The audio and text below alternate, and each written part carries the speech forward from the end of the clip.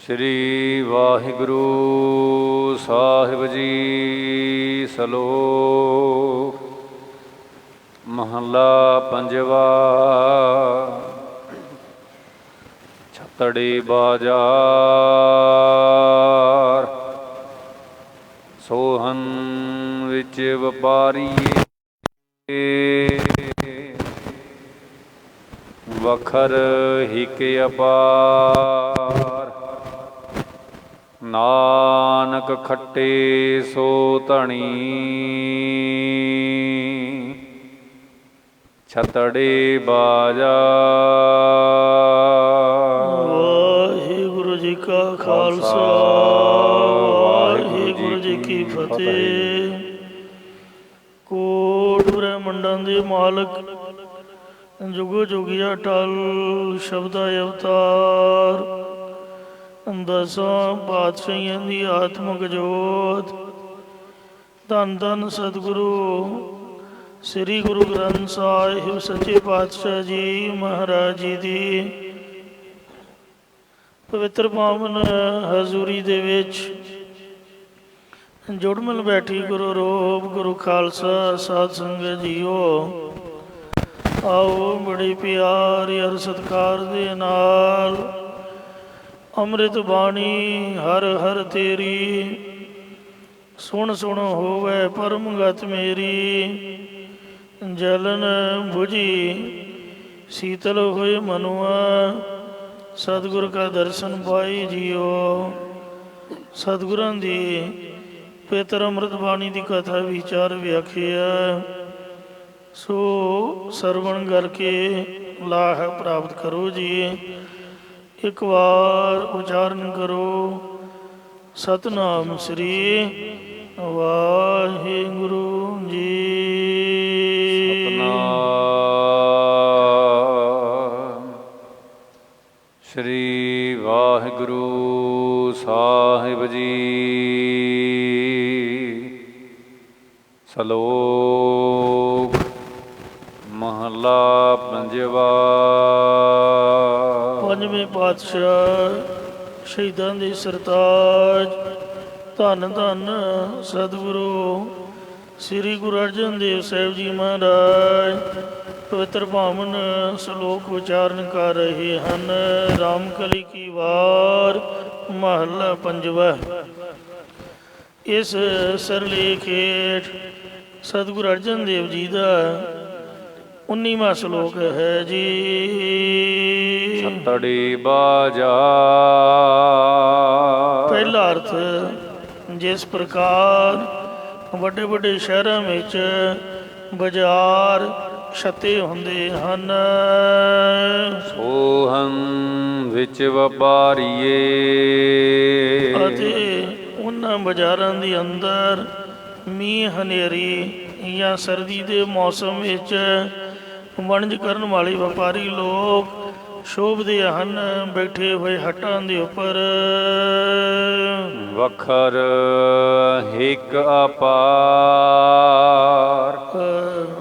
ਇਸੇ ਪ੍ਰਕਾਰ ਫਿਰ ਪੰਕਤੀ ਪੜੋ ਛਤੜੇ ਬਾਜ਼ਾਰ। ਸ਼ੁਭ ਗੁਣਾਂ ਨਾਲ ਛਤੇ ਹੋਏ ਸਤ ਸੰਗਤ ਰੂਪੀ ਬਾਜ਼ਾਰ ਦੇ ਵਿੱਚ ਮਹਾਤਮਾ ਰੂਪ ਸੋਹਣ ਵਿੱਚ ਵਪਾਰੀਏ। ਜਿਹੜੇ ਸੰਤਾਂ ਮਹਾਤਮਾ ਨੂੰ ਵਪਾਰੀ ਨੇ ਉਹ ਸ਼ੋਭਦੇ ਹਨ। ਇਸੇ ਪ੍ਰਕਾਰ ਛਤੜੇ ਬਾਜ਼ਾਰ। ਜਿਨ੍ਹਾਂ ਨੇ ਪੰਜੇ ਗਿਆਨ ਇੰਦਰੇ ਪੰਜੇ ਕਰਮ ਇੰਦਰੇ ਅਤੇ ਚਾਰੇ ਅੰਤੇ ਕਰਨਾਦਕ ਇੰਦਰੀਆਂ ਨੂੰ ਬਾਜ਼ਾਰ ਸਾਮਦਮ ਸਾਧਨਾਂ ਦੁਆਰਾ ਛੱਤੇ ਭਾਵ ਦਮਨ ਕੀਤੇ ਹੋਏ ਹਨ। ਸੋਹਣ ਵਿੱਚ ਵਪਾਰੀਏ। ਉਹ ਆਪ ਨਾਮ ਜਪਣ ਅਤੇ ਹੋਰਨਾਂ ਨੂੰ ਨਾਮ ਜਪਾਉਣ ਵਾਲੇ ਮਹਾਤਮਾ ਰੂਪ ਵਪਾਰੀ ਲੋਕ ਪਰਲੋਕ ਦੇ ਵਿੱਚ ਸ਼ੋਭਦੇ ਹਨ। ਵਖਰ ਹਿਕ ਅਪਾਰ। ਜਿਨ੍ਹਾਂ ਦੇ ਕੋਲ ਇੱਕ ਪਾਰਾਵਾਰ ਤੋਂ ਰਹਿਤ ਪਰਮੇਸ਼ਰ ਦੇ ਨਾਮ ਦਾ ਗਿਆਨ ਦਾ ਲਾਭਦਾਇਕ ਵਖਰ ਸੌਦਾ ਹੈ।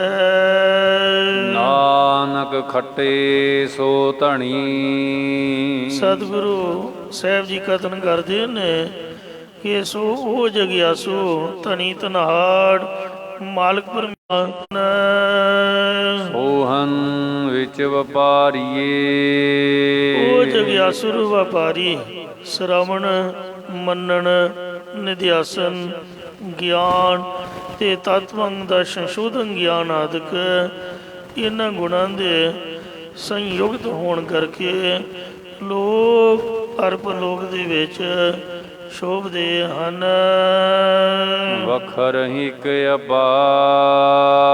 ਕਿਉਂਕਿ ਉਹਨਾਂ ਦੇ ਕੋਲ ਬੇਅੰਤ ਪਰਮੇਸ਼ਰ ਦੇ ਨਾਮ ਦਾ ਲਾਭਦਾਇਕ ਸੌਦਾ ਹੈ। ਨਾਨਕ ਖੱਟੇ ਸੋ ਧਣੀ। ਇਸੇ ਕਰਕੇ ਉਹ ਜਗਿਆਸੂ ਜਨ ਮਾਲਕ ਪਰਮੇਸ਼ਰ ਦੀ ਪ੍ਰਾਪਤੀ ਰੂਪ ਖੱਟੀ ਨੂੰ ਖੱਟਦੇ ਹਨ। ਉਹ ਨਾਮ ਦੀ ਖੱਟੀ ਨੂੰ ਖੱਟ ਕੇ ਮਾਲਕ ਪਰਮੇਸ਼ਰ ਨਾਲ ਖਟੇ ਮਿਲ ਗਏ ਹਨ। ਹੁਣ ਤੀਸਰਾ ਅਰਥ ਸਰਵਣ ਕਰੋ ਜੀ। ਸਤੜੇ ਬਾਜਾ। ਜਿਨ੍ਹਾਂ ਨੇ ਆਪਣੇ ਅੰਤःਕਰਨ ਰੂਪੀ ਬਾਜ਼ਾਰ ਵੈਰਾਗ ਵਿਵੇਕ ਖੜ ਸਮਝੀ ਮਮੋਖਿਸ਼ਾ ਰੂਪ ਸਾਧਨਾ ਦੇ ਨਾਲ ਛਤੇ ਹੋਏ ਹਨ। ਸੋਹੰ ਵਿੱਚ ਵਪਾਰੀਏ। ਸੋ ਉਸ ਰੂਪ ਦੀ ਪ੍ਰਾਪਤੀ ਵਾਲੇ ਤਤ ਬੇਤੀ ਰੂਪ ਵਪਾਰੀ ਸਾਧ ਸੰਗਤ ਦੇ ਵਿੱਚ ਸ਼ੋਭਦੇ ਹਨ।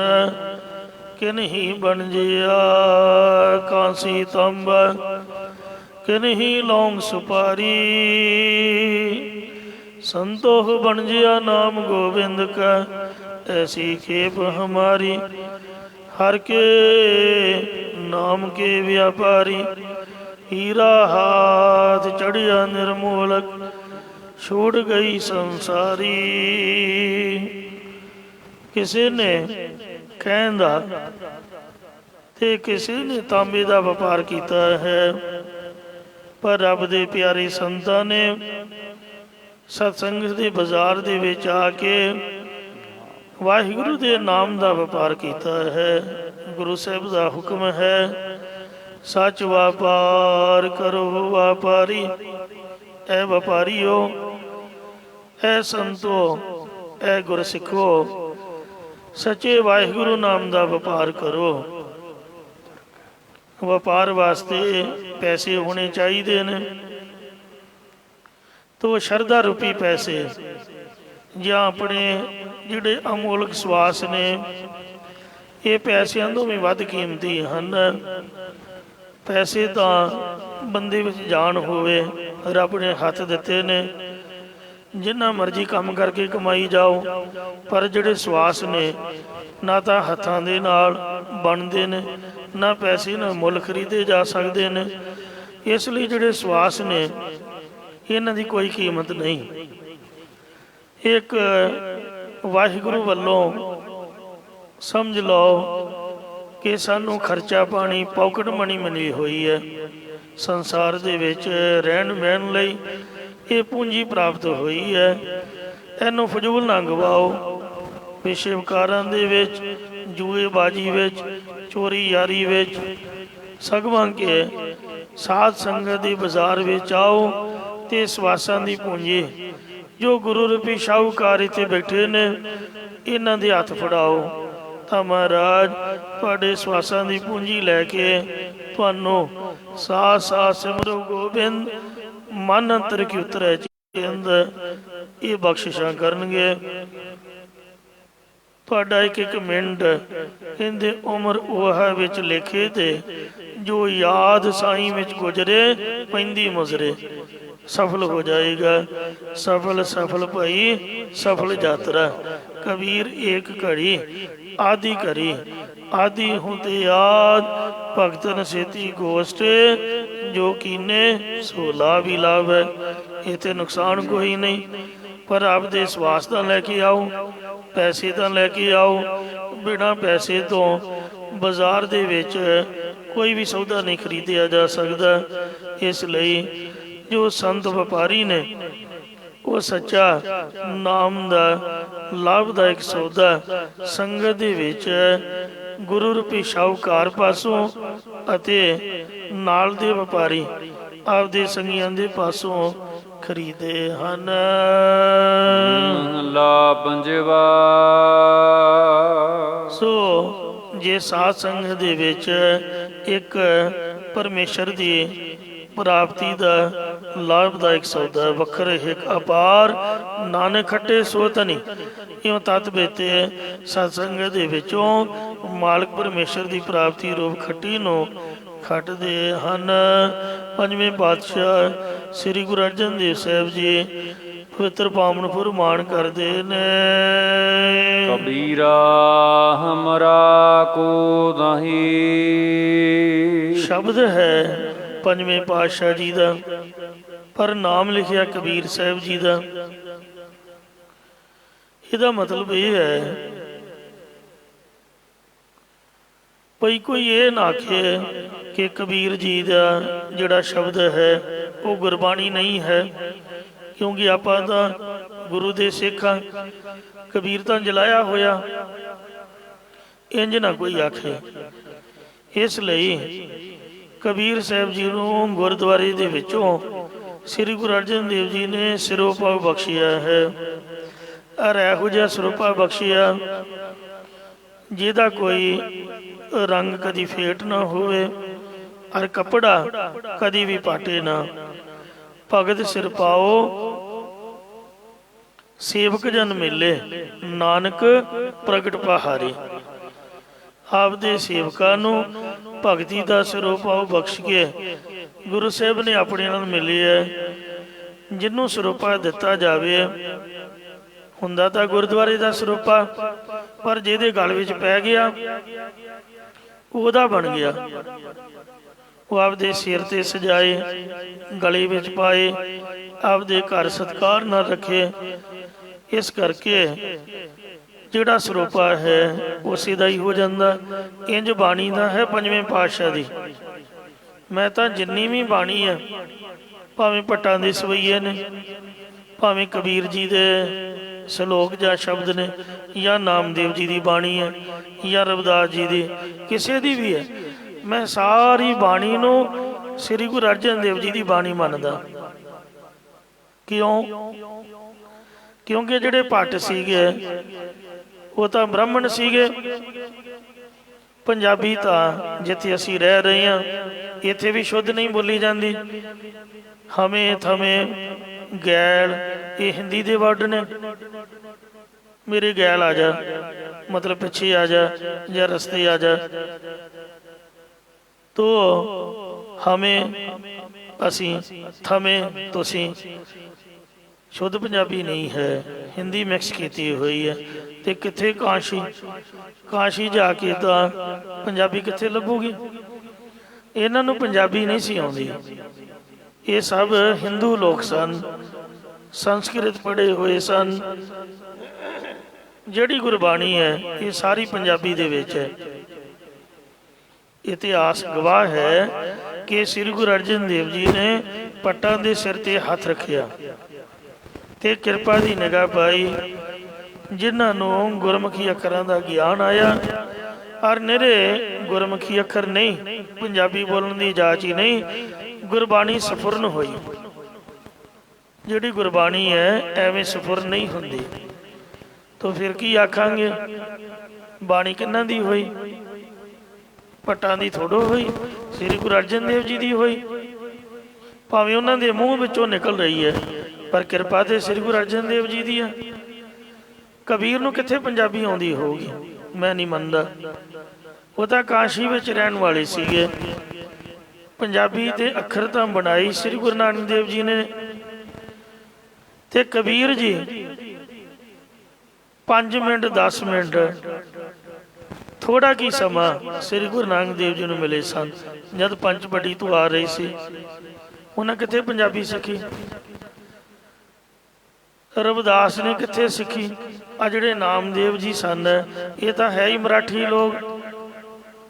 ਮਹਾਰਾਸ਼ਟਰ ਦੇ ਵਿੱਚ ਮਰਾਠੀ ਚੱਲਦੀ ਹੈ, ਪਰ ਬਾਣੀ ਪੰਜਾਬੀ ਵਿੱਚ ਮੈਂ ਤਾਂ ਨਹੀਂ ਮੰਨਦਾ।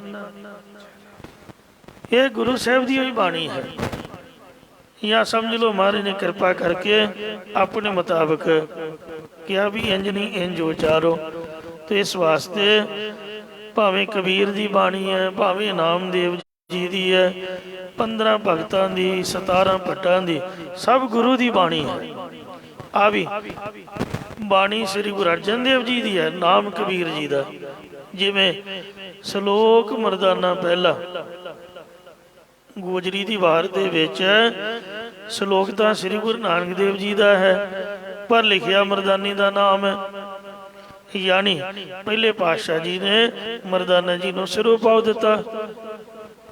ਉਹ ਮਰਦਾਨੇ ਦੀ ਬਾਣੀ ਨਹੀਂ ਹੈ। ਮਰਦਾਨੇ ਦੇ ਨਾਮ ਤੇ ਸ੍ਰੀ ਗੁਰੂ ਨਾਨਕ ਦੇਵ ਜੀ ਨੇ ਉਚਾਰੀ ਹੈ।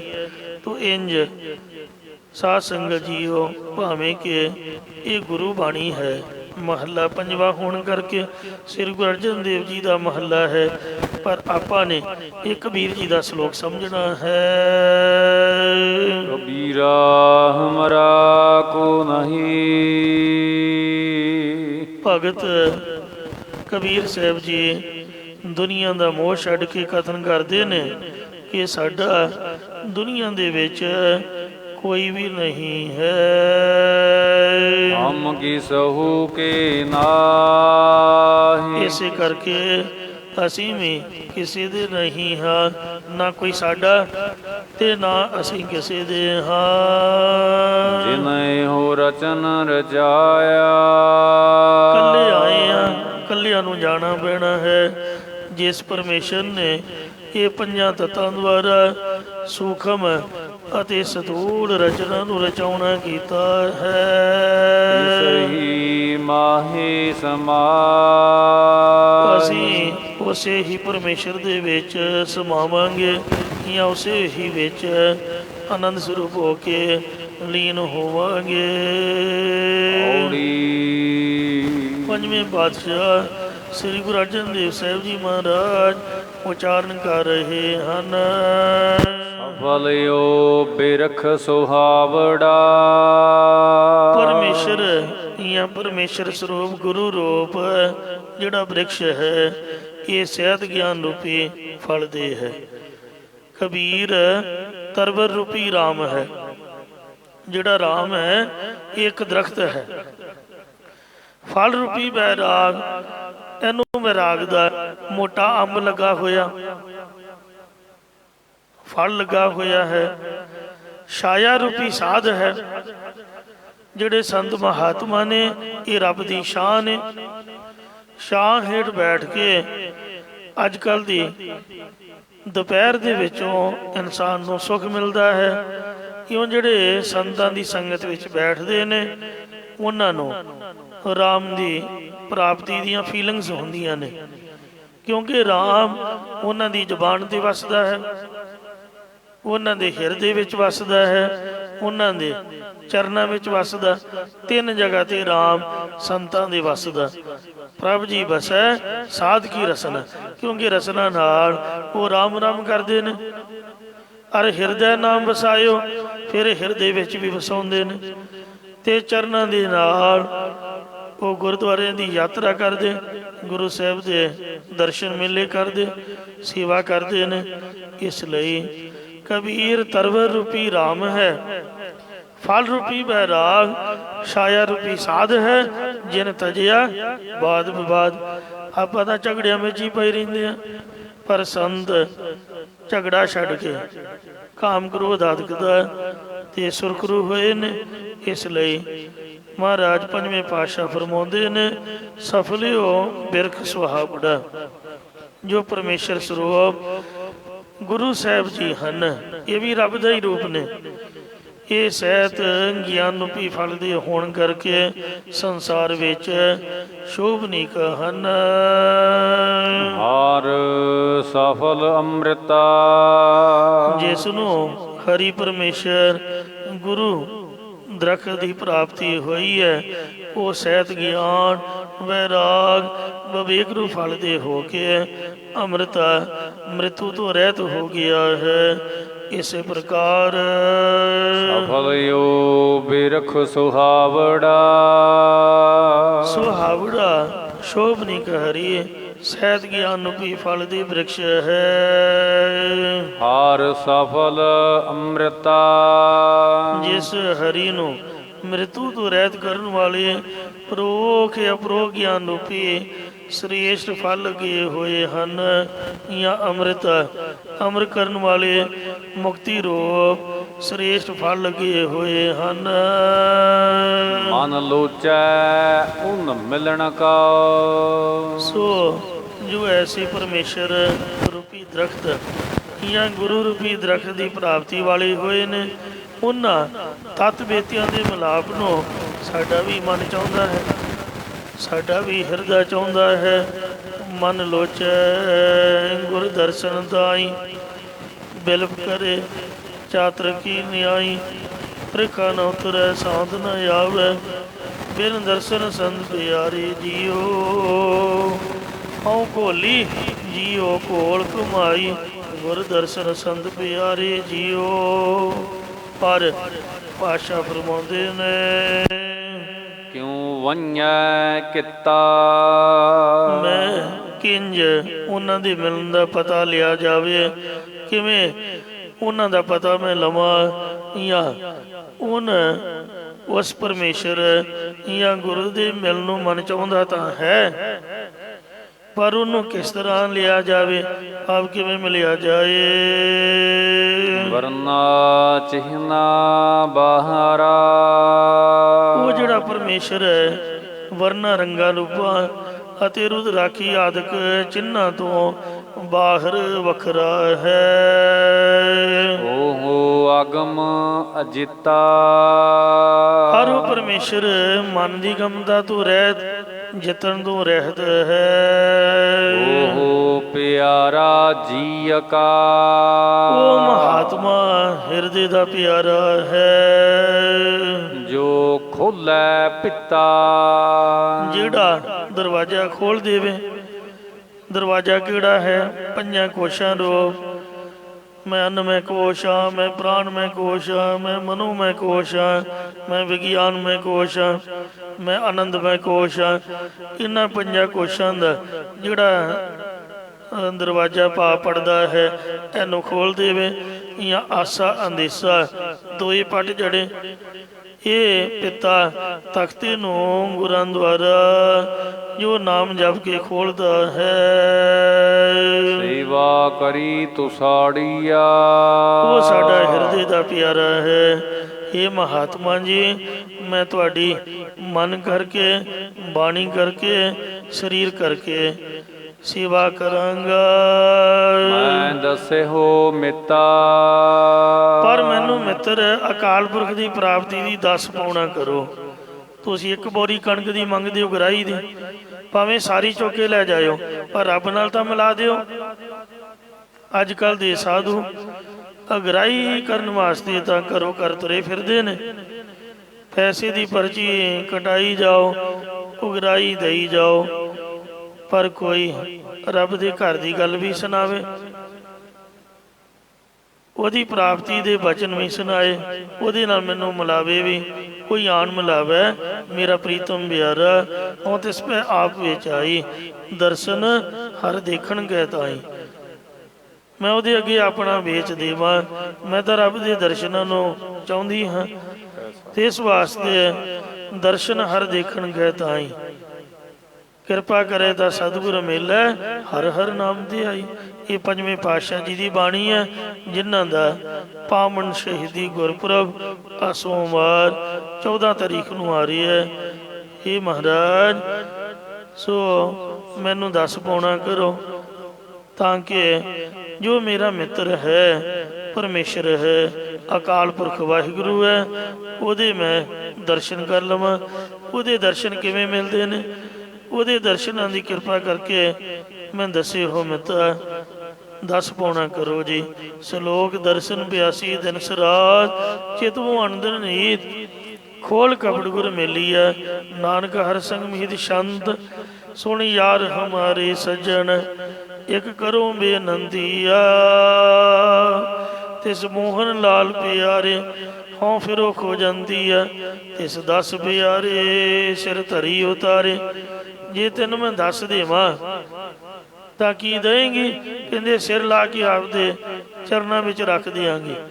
ਬਾਬਾ ਦੀਪ ਸਿੰਘ ਵਾਂਗ, ਬਾਬੇ ਹਨੂਮਾਨ ਸਿੰਘ ਵਾਂਗ ਸਿਰ ਧਰੀ ਉਤਾਰੇ, ਆਪ ਨੂੰ ਮੂੜਾ ਬਣਾ ਕੇ ਸਿਰ ਦੇ ਉੱਪਰ ਬਿਠਾਵਾਂਗੇ। ਇੱਕ ਭੋਰੀ ਦਰਸ਼ਨ ਦੀਜੈ, ਇੱਕ ਭੋਰਾ ਕਮਾਤਰੀ ਦਰਸ਼ਨ ਦੇ ਦਿਓ, करवा दियो जी। नैन हमारे तेरे रंग रंगारे, एक तिल पीना तीरी जय। प्रभ शिव मन लीना, ज्यों जल मीना। चातरक जिमें तिसंदिया, जन नानक गुर पूरा पाया। सगली तिखा बुझांदिया छंद। ये चार पौड़ियां ने। सेवा करी तो साड़ी है, मैं सारी उम्र सेवक बन के तुहाडे चरनां दी सेवा करांगी, जिस तरह भाई भगीरथ ने की कि महाराज एक बार रब नाल मिला दिओ, मिलन दा उपदेश दिओ, फिर मैं सारी उम्र तुहाडी सेवा करांगा। भाई मरदाने ने की कीर्तन का गुण प्राप्त करके इंज। सो ये सच्चे पातशाह, मैं आपदे चरनां की सेवा में हाजिर होया हाँ। कृपा करो जी, मैं दसे हो मित्र, मैनू मित्र अकाल पुरख की प्राप्ति की दस पा दिओ जी। मैनू गुरु उपदेश की दस पा के मित्र परमेश्वर के दर्शन करवा दिओ जी। सुन सज्जन जी, मैरड़े मीता राम, ਜਿਹੜਾ ਸੱਜਣ ਸੱਚਾ ਪਾਤਸ਼ਾਹ ਸਿਰਸਾ ਹੰਦ ਸਾਹ। ਜਿਸ ਪਾਸ ਬੈਠਿਆ ਸੋਹੀ ਹੈ ਸਭਨਾ ਦਾ ਵੇਸਾ। ਅਸਲੀ ਮਿੱਤਰ ਤਾਂ ਵਾਹਿਗੁਰੂ ਅਕਾਲ ਪੁਰਖ ਹੈ। ਗੁਰ ਸੱਜਣ ਜੀ ਉਤਰਾਇਆ, ਜਿਨੇ ਗੁਰੂ ਸੱਜਣ ਨਾਲ ਮਿਲਿਆ, ਮਾਤਾ ਦੇ ਗਰਭ ਦੇ ਵਿੱਚੋਂ ਰੱਖਿਆ ਕੀਤੀ, ਔਰ ਮਰਨ ਤੋਂ ਬਾਅਦ ਪਰਲੋਕ ਦੇ ਰਸਤੇ ਵੀ ਸਾਥ ਨਿਭਾਉਂਦਾ ਹੈ। ਤੋ ऐसे सज्जन की दस पा दिओ जी। ज्ञानी जसवंत सिंह जी की कथा की अपनी ही लवंता है। वो आम तौर पर ये बचन करिया करते कि अज कल फोनां दा जमाना है। दस का मतलब की है? फोन नंबर दे दिओ, आपां घर बैठे गल कर सकते हैं, या जिन्हों मिलना होवे ਉਹਨੂੰ ਪੁੱਛ ਲਈਦਾ ਵੀ ਤੂੰ ਮਿਲੇਗਾ ਮੈਨੂੰ, ਕਿਹੜੇ ਟਾਈਮ ਦੇ ਮਿਲਾਂ, ਜਦੋਂ ਤੂੰ ਵਿਹਲਾ ਹੋਵੇ ਤੇ ਮੈਂ ਤੇਰੇ ਲਈ ਲੈ ਕੇ ਕੀ ਆਵਾਂ ਜੋ ਤੈਨੂੰ ਪਸੰਦ ਹੋਵੇ। ਫਿਰ ਅਗਲਾ ਟਾਈਮ ਦਿੰਦਾ। ਜੇ ਦੱਸਣ ਤੋਂ ਬਗੈਰ ਜਾਓ ਅਗਲਾ ਗੁੱਸਾ ਕਰਦਾ, ਮੈਂ ਵਿਹਲਾ ਥੋੜ੍ਹਾ। ਕਈ ਮੇਰੇ ਵਰਗੇ ਕਹਿੰਦੇ ਨੇ, ਮੈਂ ਸੋਚਿਆ ਵੀ ਮੈਂ ਵਿਹਲਾ ਸੀਗਾ, ਚਲੋ ਮਿਲ ਹੀ ਆਵਾਂ। ਬੰਦਾ ਪੁੱਛੇ ਵੀ ਦੂਜੇ ਨੂੰ ਪੁੱਛਿਆ ਤੂੰ ਵਿਹਲਾ ਹੈ ਕਿ ਨਹੀਂ ਹੈ? ਤੂੰ ਤਾਂ ਵਿਹਲਾ ਸੀਗਾ। ਜਿਹਦੇ ਕੋਲ ਆਇਆ ਕਮ ਸੇ ਕਮ ਫੋਨ ਕਰਕੇ ਪੁੱਛਦਾ ਸਹੀ। ਸੋ ਰੱਬ ਸਾਡੇ ਲਈ ਵਿਹਲਾ ਥੋੜ੍ਹਾ ਬੈਠਾ ਹੋਇਆ, ਮੈਨੂੰ ਮਾਫ ਕਰਨਾ। ਉਹਦੇ ਦਰਸ਼ਨ ਬੜੇ ਦੁਰਲੱਭ ਨੇ। ਅਸੀਂ ਆਪ ਖੁਦ ਨਹੀਂ ਕਿਸੇ ਨੂੰ ਟਾਈਮ ਦਿੰਦੇ। ਸੋਚਦੇ ਹਾਂ ਕਿ ਫਜ਼ੂਲ ਦੀ ਹਰਜਾ ਖਰਚੀ ਹੋਏਗੀ, ਸਮਾਂ ਵੀ ਬਰਬਾਦ ਤੇ ਕਈ ਵਾਰ ਗੱਲਾਂ ਵੀ ਫਿੱਕੀਆਂ ਹੁੰਦੀਆਂ। ਹੁਣ ਸਾਡੀ ਸਟੇਜ, ਸਾਡੀ ਅਵਸਥਾ ਵੀ ਐਸੀ ਹੈ ਕਿ ਅਸੀਂ ਰੱਬ ਨਾਲ ਮਿਲਣ ਦੇ ਯੋਗ ਹਾਂ। ਜਿਸ ਤਰ੍ਹਾਂ ਦੇ ਬਚਨ ਅਸੀਂ ਕਰਾਂਗੇ, ਮਹਾਰਾਜ ਸਾਡੇ ਬਚਨ ਸੁਣੂਗਾ ਕਿ ਉਹਨੂੰ ਪਸੰਦ ਆਉਣਗੇ ਸਾਡੇ ਬਚਨ? ਸਿੱਧਾ ਨੇ। ਸਭ ਤੋਂ ਪਹਿਲਾਂ ਸ੍ਰੀ ਗੁਰੂ ਨਾਨਕ ਦੇਵ ਜੀ ਨੂੰ ਇਹੀ ਪੁੱਛਿਆ ਕਿ ਰੱਬ ਭੇਟਾ ਕਿਹੜੀ ਪਸੰਦ ਕਰਦਾ ਤੇ ਉਹ ਕਿਹੜੇ ਬੋਲ ਸੁਣ ਕੇ ਖੁਸ਼ ਹੁੰਦਾ ਹੈ। महाराज नो उन्होंने ये सवाल किया, ये सच्चे पातशाह फिर के अगे रखी है? बौड़ो केड़ी चीज़ वो अगे रखी है मत्था टेकन लई? जित सुन धरे प्यार, जिहदे नाल वो साडे नाल प्यार करे। मोह के बोलन बोली है, फेर के अगे रखी है। जित दिसै दरबार, भेटा केड़ी ਉਹਦੇ ਅੱਗੇ रखी है जिस नाल ਉਹਦੇ दरबार साहब के दर्शन हो जाण।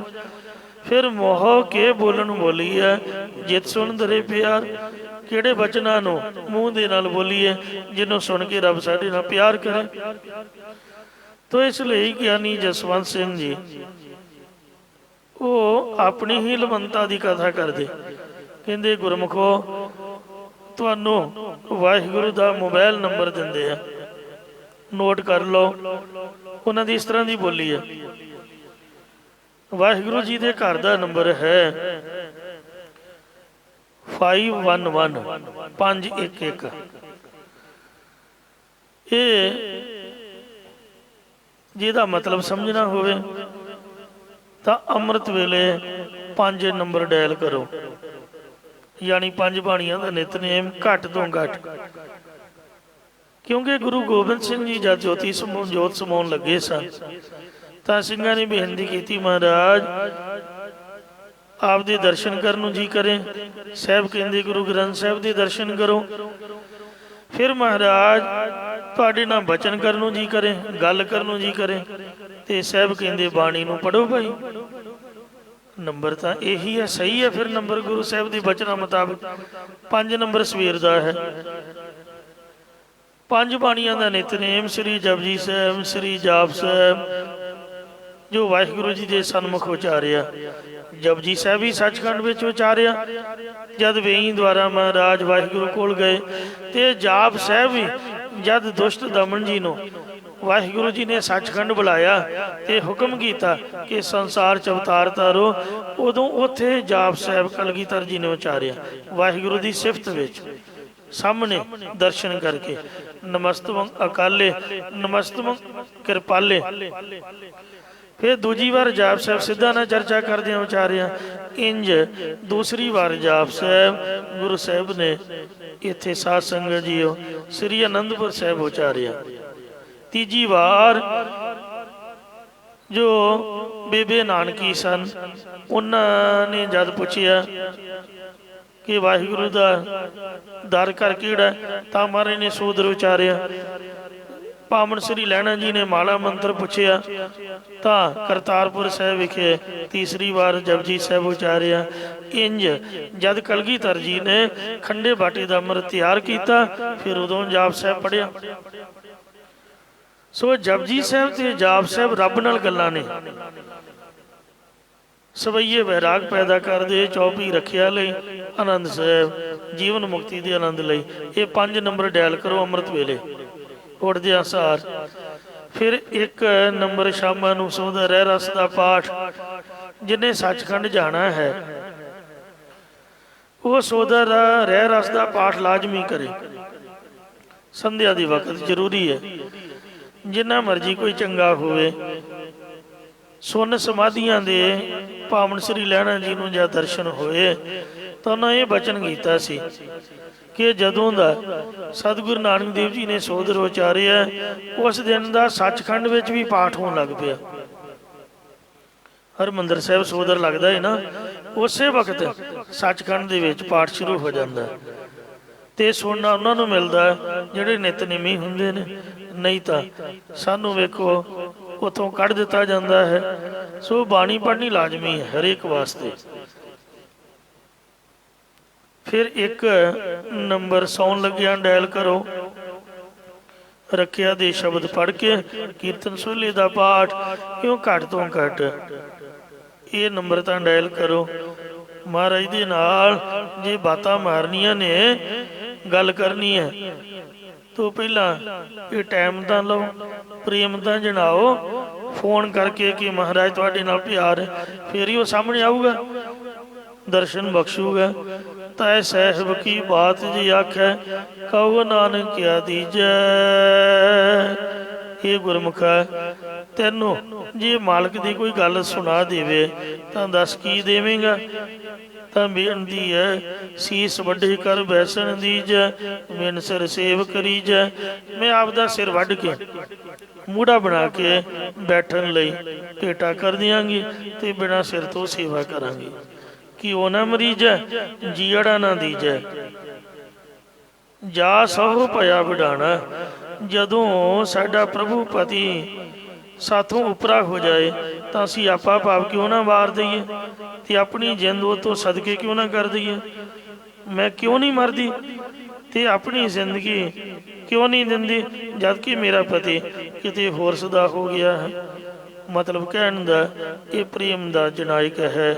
ਜੋ ਵੀ ਸਾਧ ਸੰਗਤ ਜੀ ਗਿਆਨ ਬਾਣੀ ਦੇ ਵਿੱਚ ਹੈ, ਇਸ ਲਈ ਪਾਤਸ਼ਾਹ ਜੀ ਕਥਨ ਕਰਦੇ ਹਨ। ਸੇਵਾ ਕਰੀ ਤੁਸਾੜੀਆ। ਇਹ ਮਹਾਤਮਾ ਜੀ ਤੁਸੀਂ ਮੈਨੂੰ ਕਥਾ ਸੁਣਾਓ। ਸੰਤ ਗਿਆਨੀ ਗੁਰਬਚਨ ਸਿੰਘ ਜੀ ਖਾਲਸਾ ਪਿੰਡਾਂ ਵਾਲਿਆਂ ਨੇ ਇੰਨੀ ਸੋਹਣੀ ਕਥਾ ਕੀਤੀ ਹੈ। ਇੱਕ ਵਾਰ ਸਮਝ ਆ ਜਾਏ ਤੇ ਸੁਣਨੀ ਸ਼ੁਰੂ ਕਰ ਦਈਏ, ਮੁੜ ਕੇ ਹਟਣ ਨੂੰ ਦਿਲ ਨਹੀਂ ਕਰਦਾ। ਕਬੀਰ ਜੀ ਤੇ ਫਰੀਦ ਸਾਹਿਬ ਦੇ ਸ਼ਲੋਕ ਤਾਂ ਇੰਜ ਸੁਣਾਉਂਦੇ ਕਿ ਸਾਹਮਣੇ ਲਿਆ ਕੇ ਖੜਾ ਕਰ ਦਿੰਦੇ, ਜਿਸ ਤਰ੍ਹਾਂ ਸਾਹਮਣੇ ਕਬੀਰ ਜੀ ਖੜੇ ਹੋਣ। ਔਰ ਮੈਂ ਮਹਿਸੂਸ ਕੀਤਾ ਵੀ ਇੰਜ ਕਥਾ ਹੁੰਦੀ ਜਿਵੇਂ ਗੱਲਾਂ ਕਰਦੇ ਹੋਣ, ਅਣਭੋਲੀ ਸਵਦੇਸੇ ਦੀ ਬੋਲੀ ਜਾਂਦੇ, ਪਰ ਯਾਦ ਆਪ ਕਰਨ ਲੱਗੀ ਦਾ ਇੱਕ ਵੀ ਅੱਖਰ ਨਹੀਂ ਆਉਣਦਾ। ਮਤਲਬ ਬਾਣੀ ਸਮਝਣੀ ਤੇ ਸਮਝਾਉਣੀ ਇੰਨੀ ਕਠਿਨ ਹੈ ਕਿ ਅਰਥ ਯਾਦ ਨਹੀਂ ਰਹਿੰਦੇ, ਪਰ ਉਹਨਾਂ ਦੇ ਸੁਣਦਿਆਂ ਹੋਇਆ ਸੋ ਮਨ ਇੰਨਾ ਇਕਾਗਰ ਹੁੰਦਾ, ਕੋਈ ਅੱਖਰ ਐਸਾ ਨਹੀਂ ਜਿਹਦੀ ਸਮਝ ਨਾ ਆਵੇ। ਤੋ ਇਹੋ ਜਿਹੇ ਮਹਾਂਪੁਰਖਾਂ ਦੀ ਸੇਵਾ ਕਰਨੀ ਚਾਹੀਦੀ ਹੈ, ਜਿਹੜੇ ਕੀਰਤਨ ਸੁਣਾਉਂਦੇ, ਕਥਾ ਦੁਆਰਾ ਸੰਗਤਾਂ ਨੂੰ ਗੁਰੂ ਦੇ ਲੜ ਲਾਉਂਦੇ ਨੇ। ਤੇ ਇਸ ਲਈ ਮਹਾਰਾਜ, ਇਹ ਮਹਾਤਮਾ ਜੀ, ਇਹ ਗੁਰੂ ਸਾਹਿਬ ਜੀ, ਇਹ ਮਹਾਂਪੁਰਖੋ, ਮੈਂ ਮਨ ਬਾਣੀ ਸਰੀਰ ਕਰਕੇ ਆਪ ਦੀ ਟਹਿਲ ਕਰਾਂਗੀ। ਸਾਰੀ ਉਮਰ ਗੜਵਾ ਫੜ ਕੇ ਤੁਹਾਡੇ ਮਗਰ ਮਗਰ ਤੁਰੇ ਫਿਰਾਂਗੇ, ਗੜਵਈ ਬਣ ਕੇ ਸੇਵਾ ਲਈ ਸਮਰਪਿਤ ਹੋ ਜਾਵਾਂਗੇ। ਮੈਂ ਦੱਸੇ ਹੋ ਮਿੱਤਾ। ਪਰ ਮੈਨੂੰ ਇੱਕ ਵਾਰ ਮਿੱਤਰ ਅਕਾਲ ਪੁਰਖ ਦੀ ਪ੍ਰਾਪਤੀ ਦੀ ਦੱਸ ਪਾ ਦਿਓ ਜੀ, ਦਰਸ਼ਨ ਕਰਾਉਣਾ ਕਰੋ। ਕੁਰਬਾਨੀ ਵੰਜਾਂ ਵਾਰਣੈ। ਮੈਂ ਮਨ ਕਰਕੇ ਆਪ ਜੀ ਤੋਂ ਕੁਰਬਾਨ ਅਤੇ ਬਾਣੀ ਕਰਕੇ ਵਾਰਨੀ ਫਿਰਨੇ ਜਾਂਦਾ ਹਾਂ। ਬੱਲੇ ਬਲ ਕੀਤਾ। ਹਰ ਸਥੂਲ ਸਰੀਰ ਦੇ ਸਮੇਤ ਆਪਣਾ ਆਪ ਤੁਹਾਡੇ ਉੱਪਰੋਂ ਬਲਿਹਾਰ ਕੁਰਬਾਨ ਕੀਤਾ ਹੈ। ਦਸਮ ਸੰਤ ਪਿਆਰਿਆ। ਇਹ ਪਿਆਰੇ ਅਧਿਕਾਰੀਆ ਜੋ ਸ਼ਾਂਤ ਆਤਮਾ ਵਾਲੇ ਪੁਰਖ ਦੱਸ ਪਾਉਂਦੇ ਹਨ। ਸੁਣਿਆ ਹੋ ਸੁਣਹੁ ਲਾਏ ਚਿੱਤਾ। ਗੱਜ ਕੇ ਆਖੋ ਸਤਿਨਾਮ ਸ੍ਰੀ ਵਾਹਿਗੁਰੂ। ਉਹਨਾਂ ਦੀ ਪਵਿੱਤਰ ਕਥਾ ਨੂੰ ਜੋ ਗੁਰਬਾਣੀ ਦੀ ਕਥਾ ਕਰਦੇ ਨੇ, ਆਪਦੇ ਕੋਲੋਂ ਕੋਈ ਉਹ ਬਾਤਾਂ ਨਹੀਂ ਮਾਰਦੇ, ਆਪਦੇ ਕੋਲੋਂ ਕੋਈ ਬਚਨ ਨਹੀਂ ਕਰਦੇ। ਉਹਨਾਂ ਦੇ ਪਵਿੱਤਰ ਬਚਨਾਂ ਨੂੰ ਜੋ ਗੁਰਬਾਣੀ ਦੇ ਦੁਆਰਾ ਸੁਣਾਉਂਦੇ ਨੇ, ਕਥਾ ਦੇ ਦੁਆਰਾ ਜਾਂ ਕੀਰਤਨ ਦੁਆਰਾ ਵਿਖਿਆਨ ਕਰਦੇ, ਮਨ ਲਾ ਕੇ ਸੁਣਨਾ ਕਰੋ। ਗਿਆਨੀ ਮੋਹਨ ਸਿੰਘ ਜੀ ਖਾਲਸਾ ਪਿੰਡਾਂ ਵਾਲੇ ਇੰਨੇ ਵਿਦਵਾਨ ਸਨ, ਉਹਨਾਂ ਦਾ ਦੁਨੀਆ ਵਿੱਚ ਕੋਈ ਬਦਲ ਨਹੀਂ ਪੇਸ਼ ਹੋਇਆ। ਗੁਰਬਾਣੀ ਦੀ ਕਥਾ ਗੁਰਬਾਣੀ ਦੇ ਪ੍ਰਮਾਣਾਂ ਦੁਆਰਾ ਹੀ ਸਪਸ਼ਟ ਕਰਿਆ ਕਰਦੇ, ਆਪ ਦੀ ਗੱਲ ਘੱਟ ਕਰਦੇ, ਗੁਰਬਾਣੀ ਨੂੰ ਗੁਰਬਾਣੀ ਦੁਆਰਾ ਹੀ ਸਪਸ਼ਟ ਕਰ ਕਰਕੇ ਅੱਗੇ ਦੀ ਅੱਗੇ ਵਿਆਖਿਆ ਕਰੀ ਜਾਂਦੇ। ਤੋ ਐਸੇ ਮਹਾਂਪੁਰਖਾਂ ਦੀ ਰਸਨਾ ਤੋਂ, ਕਥਾ ਕੀਰਤਨ ਸਰਵਣ ਕਰਨ ਤੋਂ ਮਨ ਇਕਾਗਰ ਹੋ ਕੇ ਵਾਹਿਗੁਰੂ ਦੇ ਚਰਨਾਂ ਜੁੜ ਜਾਂਦਾ ਹੈ। ਸੁਣਹੁ ਲਾਏ ਚਿੱਤਾ।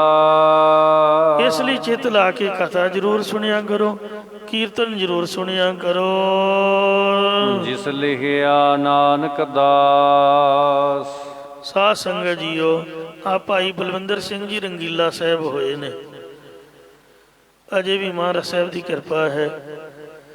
ਤੇ ਪਹਿਲਾਂ ਕਿਸੇ ਨੂੰ ਪੁੱਛਣਾ, ਕਿਸੇ ਨੂੰ ਪਤਾ ਹੋਵੇ ਤਾਂ ਹੀ ਉਹਨੇ ਦੱਸਣਾ। ਪਿੰਡ ਵਿੱਚ ਆਮ ਨਗਰ ਦੇ ਵਿੱਚ ਵਿਚਾਰੇ ਗ੍ਰੰਥੀ ਸਿੰਘ ਸਾਧ ਮੁਰਾਦੇ ਹੁੰਦੇ ਨੇ, ਉਹਨਾਂ ਕੀ ਪੜ੍ਹੇ ਹੁੰਦੇ ਨੇ, ਤੇ ਉਹਨਾਂ ਨੂੰ ਆਪ ਤਾਂ ਮਸਾਂ ਹੀ ਕੁਛ ਆਉਂਦਾ, ਅੱਗੇ ਉਹ ਕਿਸੇ ਨੂੰ ਕੀ ਸਮਝਾ ਸਕਦੇ ਨੇ, ਕੁਦਰਤੀ। ਤੇ ਇਹਨਾਂ ਦੀਆਂ ਰਿਕਾਰਡ ਕੀਤੀਆਂ ਕੈਸਟਾਂ ਜਦ ਮੈਂ ਸੁਣਨੀਆਂ, ਮਨ ਬੜਾ ਖੁਸ਼ ਹੋਣਾ ਵੀ ਵੇਖੋ ਕਿਆ ਸੋਹਣੀ ਕਥਾ ਕਰਦੇ ਨੇ।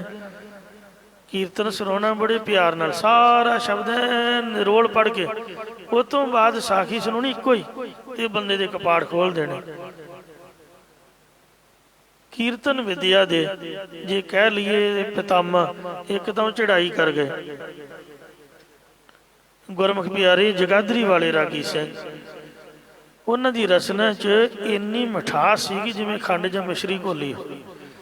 ਆਰਾ ਹੁਣ 2 ਨੰਬਰ ਤੇ ਰਾਗੀ ਭਾਈ ਬਲਵਿੰਦਰ ਸਿੰਘ ਜੀ ਰੰਗੀਲਾ। ਤੋ ਐਸੇ ਗੁਰਮੁਖ ਪਿਆਰੇ ਸੋ ਜਿਨ੍ਹਾਂ ਦੀ ਰਚਨਾ ਦੇ ਉੱਪਰ ਵਾਹਿਗੁਰੂ ਦੀ ਕਿਰਪਾ ਹੈ। ਸੁਰਾਂ 2 ਜਾਂ 4 ਹੀ ਨੇ, ਕੋਈ ਕਲਾਕਾਰੀ ਨਹੀਂ, ਕੋਈ ਵਿਦਵਤਾ ਨਹੀਂ, ਕਿਰਪਾ ਬਖਸ਼ਿਸ਼ ਹੀ ਝਲਕਦੀ ਹੈ। ਆ ਰਾਗੀ ਭਾਈ ਹਰਜਿੰਦਰ ਸਿੰਘ ਜੀ, ਹੋਰ ਅਨੇਕਾਂ ਹੀ ਗੁਰਮੁਖ ਪਿਆਰੇ। ਤੋ ਐਸੇ ਗੁਰਮੁਖਾਂ ਦੀ ਰਚਨਾ ਤੋਂ ਤੁਸੀਂ ਕੀਰਤਨ ਸੁਣੋ। ਸੱਚਖੰਡ ਹਰਮੰਦਰ ਸਾਹਿਬ ਇੰਜ ਪ੍ਰਤੀਤ ਹੁੰਦਾ ਵੀ ਇਹ ਦੁਨੀਆ ਦੇ ਬੰਦੇ ਨਹੀਂ ਨੇ, ਇਹ ਕੋਈ ਸਵਰਗਾਂ ਚੋਂ ਉਤਰੀਆਂ ਹੋਈਆਂ ਪਵਿੱਤਰ ਆਤਮਾਵਾਂ ਨੇ। ਪਤਾ ਨਹੀਂ ਸ੍ਰੀ ਗੁਰੂ ਅਰਜਨ ਦੇਵ ਦੇ ਦਰਬਾਰ 'ਚ ਸਪੈਸ਼ਲ ਕੀਰਤਨ ਲਈ ਆਈਆਂ ਨੇ। ਚੜ੍ਹਦੇ ਤੋਂ ਚੜ੍ਹਦੇ ਸੁੱਚ ਨੱਪੋ ਔਰ ਇੰਨੀਆਂ ਸੁਰੀਲੀਆਂ ਆਵਾਜ਼ਾਂ 'ਚ ਤੁਹਾਨੂੰ ਕੀਰਤਨ ਦੀਆਂ ਧੁਨਾਂ ਤੇ ਨਿਤ ਨਵੇਂ। ਅੱਗੇ ਤਾਂ ਪਹਿਲਾਂ ਚੋਣਵੇਂ ਹੀ ਹੁੰਦੇ ਸੀਗੇ ਵੀ ਅੱਜ ਉਹ ਸੁਣਾ ਰਹੇ ਨੇ, ਅੱਜ ਹੁਣ ਤਾਂ ਚੇਤਾ ਹੀ ਭੁੱਲ ਜਾਂਦਾ। ਸਾਰੇ ਹੀ ਚੜ੍ਹਦੀ ਕਲਾ ਵਾਲੇ ਔਰ ਨਿਤ ਨਵੇਂ। ਏਡੀ ਵੱਡੀ ਲਿਸਟ ਬਣੀ ਹੋਈ ਹੈ। ਮੰਜੀ ਸਾਹਿਬ ਤੋਂ ਵੀ ਕਿੰਨੀ ਚੜ੍ਹਦੀ ਕਲਾ ਨਾਲ ਵਿਆਖਿਆ ਆਉਂਦੀ। ਤੋ ਇਸ ਵਾਸਤੇ ਗੱਲ ਤਾਂ ਆਪਦੇ ਚਿੱਤ ਦੀ ਹੈ। ਇਹ ਮਨ ਹਰ ਜੀ ਧਿਆਏ ਤੋਂ ਇੱਕ ਮਨ ਇੱਕ ਚਿੱਤ ਪਾਏ, ਹਰ ਕੀਆਂ ਸਦਾ ਸਦਾ ਵਡਿਆਈਆਂ ਦੇ ਨਾ ਪਛੋਤਾਏ। ਤੁਸੀਂ ਮੈਨੂੰ ਆਖੋ ਵੀ ਲਗਾਤਾਰ ਲੱਖ ਰੁਪਈਆ ਵੀ ਦੇਵੋ, ਮੈਂ ਤੁਹਾਨੂੰ 48 ਘੰਟੇ ਬੋਲ ਕੇ ਨਹੀਂ ਸੁਣਾ ਸਕਦਾ ਕੁਛ ਵੀ। ਬੰਦਾ ਕਿੰਨਾ ਕੁ ਚਿਰ ਬੋਲੂਗਾ ਦੱਸੋ? ਇਨਸਾਨ ਦਾ ਇਨਸਾਨ ਹੀ ਹੈ। ਫਿਰ ਕਿਹਨੂੰ ਸੰਤ ਲੱਭਦੇ ਹੋ, ਕਿਹਦੇ ਕੋਲੋਂ ਪੁੱਛਦੇ ਹੋ ਰੱਬ ਦੇ ਘਰ ਦੀਆਂ ਗੱਲਾਂ? ਸ੍ਰੀ ਅਖੰਡ ਪਾਠ ਸਾਹਿਬ ਦੀ ਭੇਟਾ ਆਮ ਕੰਮ ਕਾਜ ਦੇ ਨਾਲੋਂ ਇੱਕ ਨਾ ਮਾਤਰ ਹੈ। ਭੇਟਾ ਕਹਿੰਦੇ ਨੇ ਵੈਸੇ ਸ਼ਰਧਾ ਦੇ ਨਾਲ ਜੋ ਮਾਇਆ ਤੇ ਲਾ ਦਿੱਤਾ ਜਾਏ, ਕੋਈ ਮੁੱਲ ਨਹੀਂ ਹੈ। 3 ਦਿਨ ਲਗਾਤਾਰ 10 ਪਾਤਸ਼ਾਹੀਆਂ ਦਾ ਸਰੂਪ ਸ੍ਰੀ ਗੁਰੂ ਗ੍ਰੰਥ ਸਾਹਿਬ ਜੀ ਸਾਡੇ ਘਰ ਵਿੱਚ ਜਾਂ ਜਿੱਥੇ ਵੀ ਆਪਾਂ ਪਾਠ ਰਖਾਉਂਦੇ ਆ, 3 ਦਿਨ ਲਗਾਤਾਰ ਵੇਖੋ ਬੋਲੀ ਜਾਂਦੇ ਬੋਲੀ ਜਾਂਦੇ। ਇਹ ਤਾਂ ਹੁਣ ਸਾਨੂੰ ਚਾਹੀਦਾ ਵੀ ਆਪਾਂ ਸਤਿਕਾਰ ਕਰੀਏ। ਜੇ ਮਹਾਰਾਜ ਬੋਲ ਰਹੇ ਨੇ ਤਾਂ ਉਹਨਾਂ ਨੂੰ ਸੁਣੋ ਬੈਠ ਕੇ। ਦੂਜੇ ਕਮਰੇ 'ਚ ਟੀਵੀ ਲਾ ਕੇ ਸਾਡੇ ਨਿਆਣੇ ਭੰਗੜਾ ਪਾਉਂਦੇ ਹੁੰਦੇ ਨੇ, ਇੱਕ ਪਾਸੇ ਅਸੀਂ ਸਬਜ਼ੀ ਕੱਟਦੇ ਨਿੰਦਿਆ ਚੁਗਲੀ ਕਰਦੇ ਹੁੰਦੇ ਆ, ਕਿਉਂਕਿ ਪ੍ਰੋਗਰਾਮ ਜੋ ਹੁੰਦਾ ਹੈ ਰਿਸ਼ਤੇਦਾਰਾਂ ਨੂੰ ਸਾਂਭਣਾ ਹੁੰਦਾ। ਸੋ ਸੇਵਾ ਸਤਿਕਾਰ ਨਹੀਂ ਹੈ। ਕਲਯੁਗ ਦੇ ਵਿੱਚ ਬਾਣੀ ਦਾ ਪ੍ਰਵਾਹ ਇੰਨਾ ਚੱਲ ਰਿਹਾ ਹੈ। ਗੁਰੂ ਸਾਹਿਬ ਦੀ ਇੰਨੀ ਕਿਰਪਾ ਹੈ। ਗੁਰੂ ਘਰਾਂ ਵਿੱਚ ਵੇਖੋ ਕਿੰਨਾ ਕਥਾ ਕੀਰਤਨ, ਕਿਸੇ ਵੀ ਗੁਰਦੁਆਰੇ ਐਸਾ ਨਹੀਂ ਵੀ ਨਿਤਨੇਮ ਨਾ ਹੁੰਦਾ ਹੋਵੇ। ਚੜ੍ਹਦੇ ਤੋਂ ਚੜ੍ਹਦੀ ਕਥਾਵਾਚਕ ਰਾਗੀ ਸਿੰਘ ਆਸਾ ਦੀ ਵਾ, ਪਰ ਸੁਣਨ ਵਾਲੇ ਪੋਟਿਆਂ ਦੇ ਉੱਪਰ ਗਿਣਨ ਵਾਲੇ ਉਂਗਲਾਂ ਦੇ ਪੋਟਿਆਂ ਦੇ ਇੱਕ ਨਾ ਮਾਤਰ ਗਿਣਤੀ ਹੁੰਦੀ ਹੈ। ਸਾਡੇ ਬੱਚੇ ਤਾਂ ਬਿਲਕੁਲ ਹੀ ਪਸੰਦ ਨਹੀਂ ਕਰਦੇ, ਸੁੱਤੇ ਹੀ ਨਹੀਂ ਉੱਠਦੇ। ਸਾਡੇ ਮਨ ਦੀ ਸੋਚ ਹੈ ਕਿ ਪੁਰਾਣੇ ਬੰਦਿਆਂ ਦਾ ਹੀ ਕੰਮ ਹੈ। ਤੋ ਇਸ ਵਾਸਤੇ ਮਹਾਰਾਜ ਕਹਿੰਦੇ ਨੇ ਕਿ ਸਾਨੂੰ 10 ਪਾ ਦਿਓ। 10 ਕੀ ਪਾਉਣੀ ਹੈ? ਇਹਨੇ ਤਾਂ ਅਖੰਡ ਪਾਠ ਹੋ ਰਹੇ ਨੇ, ਇਹਨੇ ਤਾਂ ਸਹਿਜ ਪਾਠ ਹੋ ਰਹੇ ਨੇ, ਇਹਨਾਂ ਦਾ ਕਥਾ ਕੀਰਤਨ ਹੋ ਰਿਹਾ। ਤੋ ਮਹਾਰਾਜ ਕਹਿੰਦੇ ਸੁਣੋ ਲੈ ਚੇਤਾ ਗੁਰਮੁਖ ਹੱਥ ਬੰਨ ਕੇ ਬੇਨਤੀ ਹੈ। ਤੁਹਾਨੂੰ ਬੇਨਤੀ ਹੈ ਵੀ 10 ਪੈ ਰਹੀ ਹੈ, ਤੁਸੀਂ ਚਿੱਤ ਲਾ ਕੇ ਧਿਆਨ ਦੇ ਨਾਲ ਸੁਣੋ ਔਰ ਸਮਝੋ ਕਿ ਗੁਰੂ ਸਾਹਿਬ ਜੀ ਕੀ ਬੋਲ ਰਹੇ ਹਨ। ਜਿਸ ਲਿਖਿਆ ਨਾਨਕ ਦਾਸ। ਸਤਿਗੁਰੂ ਮਹਾਰਾਜ ਕਥਨ ਕਰਦੇ ਨੇ ਕਿ ਜੇ ਸੇਵਕ ਜਨ ਦੇ ਮੱਥੇ ਤੇ ਪੂਰਬਲੇ ਨਿਸ਼ਕਾਮ ਕਰਮਾਂ ਦੇ ਪ੍ਰੇਰੇ ਹੋਏ ਈਸ਼ਵਰ ਨੇ ਲੇਖ ਲਿਖਿਆ ਹੈ। ਸੁਨਾਉ ਅੰਮ੍ਰਿਤ ਸਤਿਗੁਰ ਦਿੱਤਾ। ਇਸ ਦਾਸ ਨੂੰ ਨਾਮ ਅੰਮ੍ਰਿਤ ਦੀ ਪ੍ਰਾਪਤੀ ਦਾ ਉਪਦੇਸ਼ ਸਤਿਗੁਰਾਂ ਨੇ ਖੁਦ ਆਪ ਦਿੱਤਾ ਹੈ। ਖੰਡੇ ਬਾਟੇ ਦਾ ਅੰਮ੍ਰਿਤ ਛਕਾਇਆ ਹੈ, 5 ਪਿਆਰਿਆਂ ਦੇ ਰਾਹੀਂ ਨਾਮ ਜਪਾਇਆ ਹੈ, ਫਿਰ ਕਥਾ ਕੀਰਤਨ ਸਰਵਣ ਕਰਨ ਦਾ ਮੌਕਾ ਬਖਸ਼ਿਆ ਹੈ। ਇਸੇ ਪ੍ਰਕਾਰ ਜਿਸ ਲਿਖਿਆ ਨਾ ਤਿਸ ਨਾਉ ਅੰਮ੍ਰਿਤ ਸਤਿਗੁਰ ਦਿੱਤਾ। ਜਿਸ ਲਿਖਿਆ ਨਾਨਕ ਦਾਸ। ਜਿਸ ਨੇ ਗੁਰੂ ਉਪਦੇਸ਼ ਨੂੰ ਦਾਸਾ ਭਾਵ ਧਾਰ ਕੇ ਆਪਣੇ ਹਿਰਦੇ ਦੇ ਅੰਦਰ ਲਿਖ ਲਿਆ।